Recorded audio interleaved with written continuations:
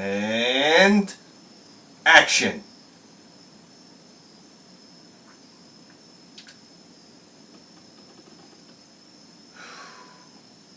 Yeah. It's amazing, you know what, the characters. Speaking of characters, I used to work in a bakery. We had this guy Silvio. The thing you need to understand about Silvio is he was like off the boat Italian. And he used to own his own bakery, right? This guy was already like in his 40s, mid 40s. He might have been even pushing 50. And you got to understand the ego of a man that already owned his own bakery. Number one, bakers. Guys, you have no idea. Yeah, I don't know what kind of industries you guys have worked in, but I started out working in bakeries. All right?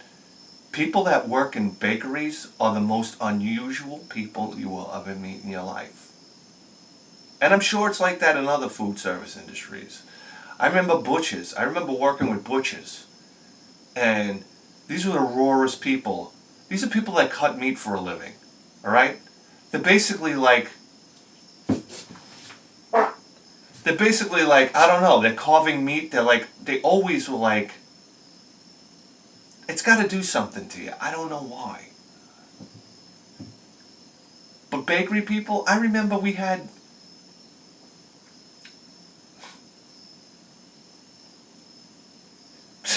it reminds me of the sourdough. We had a bucket of sourdough, you know? You put like dough in there that wasn't used, like bagels and stuff like that. And then you mix in like some yeasty stuff or something, and it would sit there and ferment.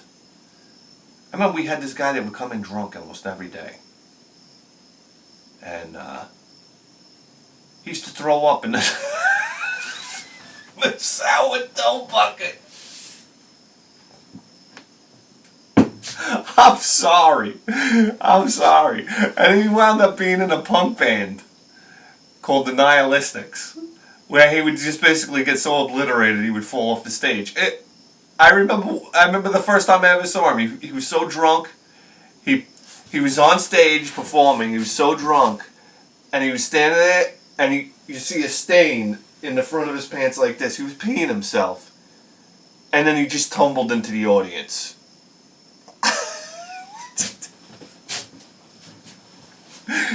Dude, guys, there's a level of drunk that you just don't understand.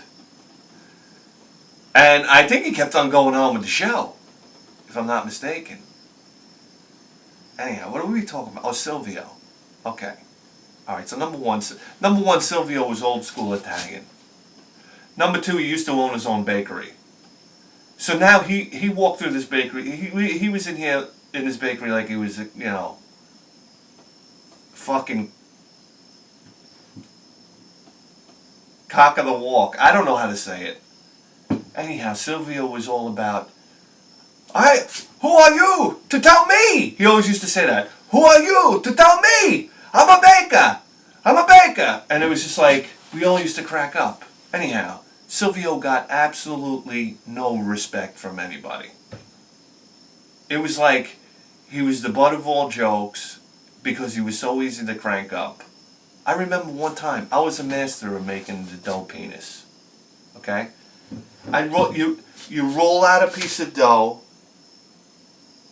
and then you smash the end of it. I wish I had some dough here. I wish I had something to give you an example. I got plumber's putty. Hold on.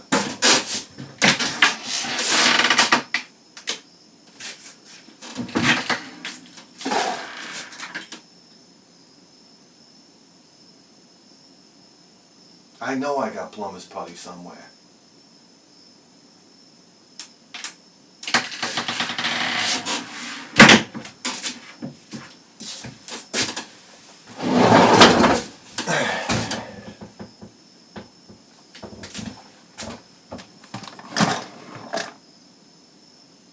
Son of a bitch when you need something.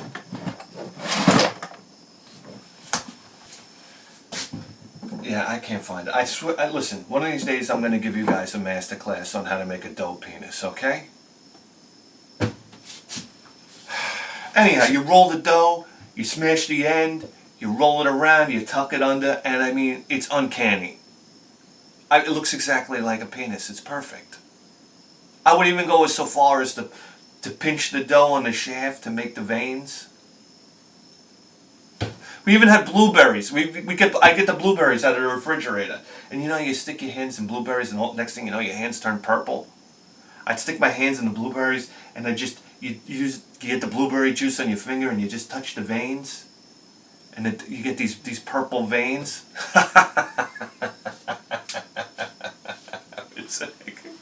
So I said to my buddy Andrew, I said, Andrew, come here, check this out. I unzipped my pants, and I stuck the dough penis in my zipper like this, so it would just hang there. And here it was like 9 inches, probably about as thick as a tube of silicone. It was just like this huge hammer-hogging penis. And I go walking up to Silvio, and I go, hey Silvio, what do you think about this? And I'm like holding it in my hand like this. And when I tell you something, Silvio's face, he froze. He was like this. And he had a look of horror.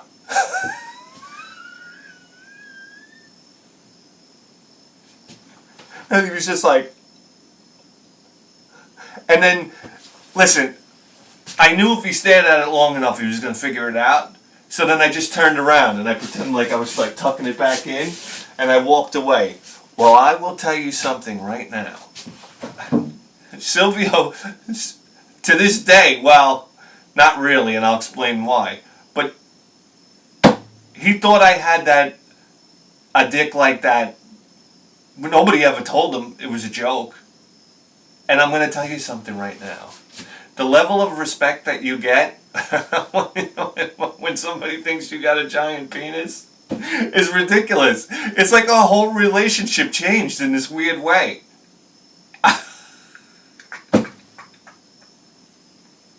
I'm dead serious. It was like, I don't know, before he looked at me like some dopey kid. And the next thing you know, he was like trying to have like little conversations with me here and there. Like almost treat me like a man. It's so silly.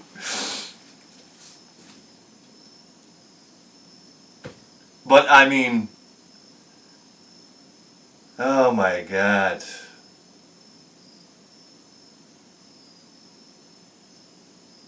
Yeah, so Silvio always used to talk about, I mean, Silvio was the type of guy, he held everybody in such contempt because he was working. What happened was, when he owned that bakery, his son had, I needed some type of surgeries or something like that. And he wound up having to sell his bakery to pay for this, a whole bunch of surgeries he needed on his stomach or something like that. So, I mean, that's, he did the right thing. I mean, it's got to be a tough thing to do. Now you got to work, elbow to elbow with the guys that you used to be bossing around. And we could feel that tension, So that's why we always gave Silvio a hard time. And then he was like, then one day he told us he's moving to Arizona. And we were all like, yeah, okay, anyhow. And he's like, I'm going to go to Arizona, and I'm going to go to Arizona, and I'm going to get the respect that I deserve. Like, he was always all about this, he wanted to be respected, right? So we were like, oh, yeah. And one day he picked up and he went to Arizona. He did it.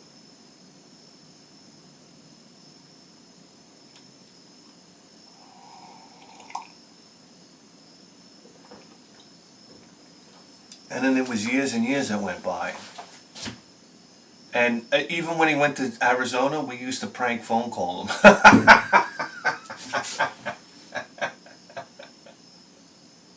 We call him up and tell him we were his fence company and that we were coming to install the fence today. We had the tapes. We recorded it. We're like, yeah. We're coming. Who is this? So we're coming down to install the fence today, so just make sure you have the yard cleared out. What fence? What are you talking about? Anyway, he's yelling into the phone. He's like, yeah, we're going to bring down the fence and this, that. No fence, I didn't order a fence. And we'd ignore him. We're coming down to do the fence. He goes, if I remember, I'll never forget it. He said, if you come down to my house, he goes, and you start working on this fence, he goes, I'm going to put a bullet in front of your face.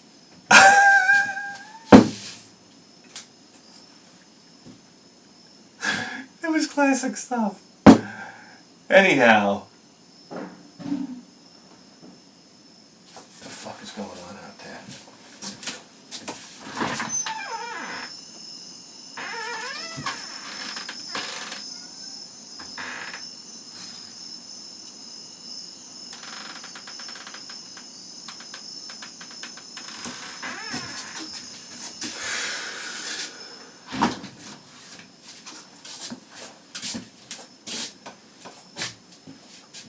Yeah, so anyway, then it was years later that we found out that basically his son murdered him with an axe, put an axe right in his head, and then his son shot himself. So, yeah. Life is a crazy motherfucker, man. Let me tell you right now. Holy crimela. And the rest is left to the imagination.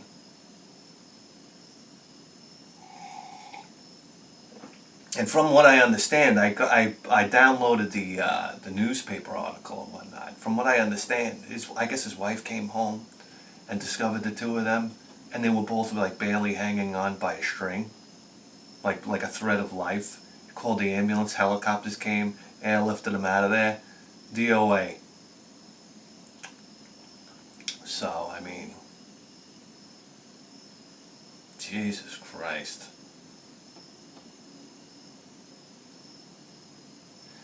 Okay. Here we go. You want to talk garage sales, guys? This is it. Listen, it rained. Excuse me. It rained the last 3 weeks. Okay? I went out so excited this past Saturday because it wasn't raining. I said, this is it. We're going to do it. We're going to do it, man. There was no shortage of garage sales, man. I just don't know what to tell you, man. Things are just, it's drying up at a rate that's almost unexplainable. But almost the first garage sale that I went to, I saw these 3 Super Nintendo games here. And one of them really hit me in the old, I don't know. One of them hit the nostalgia button for me. How about that? And then that was basically it. We didn't find anything else. So, what am I going on and on about? These 3 Super Nintendo games, we paid $1 for them. I saw the lady was inside the house. I knocked on the door. She came out. I said, how much for the games? She goes, I tell you what, all 3 for $1. I said, okay, fine. I said, do you have any others? She goes, no. She goes, my son got rid of them. She goes, I just found these. I said, okay. Thank you. Anyhow. Here we go. It's a Capcom game, Goof Troop. Initially, when I saw Goof Troop, I was like, it's Disney's Goof Troop. I was rolling my eyes. But then I saw Capcom and I said, maybe. I never heard about this one. Never played it. So it's interesting.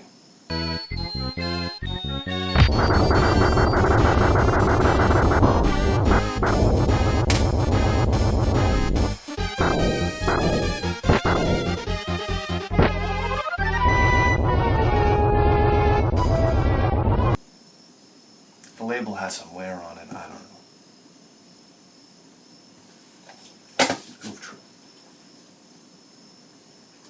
Here's one not too bad. It's Super Mario World 2 Yoshi's Island. Now I got news for you guys. Super Mario World was a phenomenon on the Super Nintendo. Okay? Let's face it. Launch game. I think probably a lot of people's favorite Super Mario game of all time. I mean, it had everything. I mean, this was like, what an amazing game. But to be honest with you, for how big Super Mario World was, Super Mario World 2 flew right under the radar for me. This must have came out very late for the Super Nintendo. Am I wrong about this? 1992? That's not... I don't know. I remember not even playing it as a kid. I don't even remember if we rented it with Phil's rental code 621. But anyway, I know this utilizes some type of FX chip. I could be wrong about that. I thought it had some type of upgraded chip in there and whatnot to help out with some of the graphical mechanics in the game. Am I wrong? This is a powerful little cartridge. If I'm not wrong, I could be very wrong. I usually am. Anyway, that's nice. But what was really nice is this game right here. And I can remember renting this with Phil's rental code 621, by the way, if you're ever at M&M Video. This is Top Gear. Wow, Kemco coming out of its corner. This is a great racing game. Not Top Gear 2, because that was an enormous disappointment. Top Gear 1. Wow. Listen, for these days, this could be a split screen racer for 2 players, but what Top Gear represented to me was a racing game that had this overwhelming illusion of speed.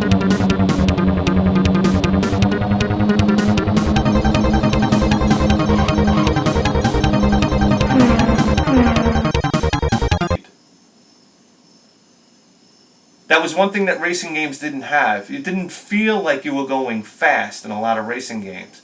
In this game, the sides of the roads would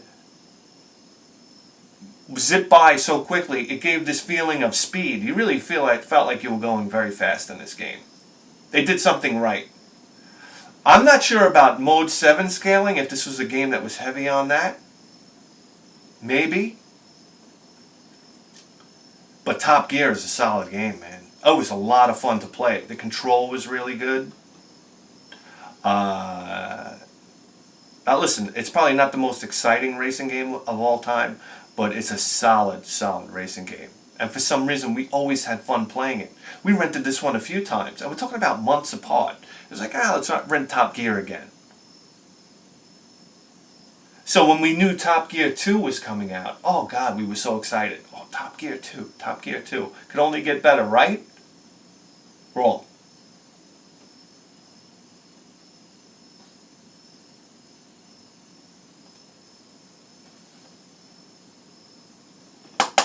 That's a good one right there. That's it. 3 Super Nintendo games for $1. We're done. Anyway, I'm BitHead 1000. You just tuned into the greatest video game program in the history of human civilization. And you better believe that. With a 4K face!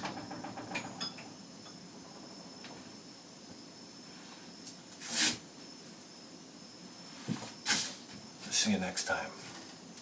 I felt like I'd be letting you guys down. A sip of coffee for a dope penis. Here we go. It's plumber's putty, all right? I just pulled this off my sewer sump at 3 o'clock in the morning. You're welcome. You're welcome. And now this plumber's putty's like 10 years old, okay? And it's dirty. Like a dick should be. Let's get started. Alright. Okay. So very easy. You roll it out. Okay. You don't want to make it too long. It's got to be realistic.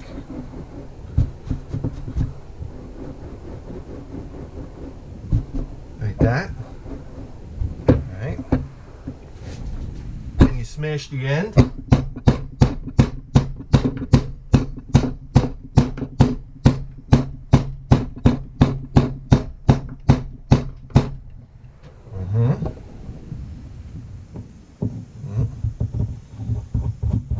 that's gonna be rough. All right, we'll flip it. Then you fold it back, and you tuck it under. You gotta see, this works a lot better with pie dough, guys. Right? And you give it the nice German war helmet. There you go. Little hole in the end there. Pinch off a vein.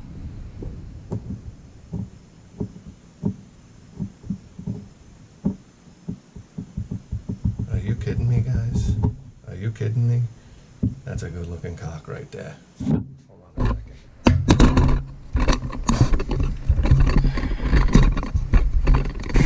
Let me tell you something, guys. You don't need college. Stop wasting your money. All you need in life is to know how to make a good dough penis. I mean, look at that dickhead. Guys, come on. Check it out.